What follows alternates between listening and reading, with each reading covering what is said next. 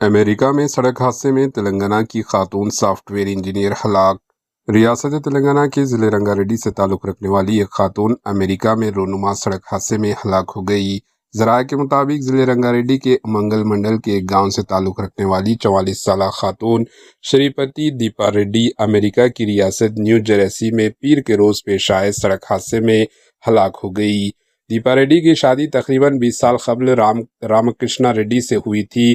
دونوں شوہر بیوی سافٹ ویئر انجینئر بتائے گئے ہیں اور امریکہ کی ریاست نیو جرسی میں مستقل طور پر مقیم تھے۔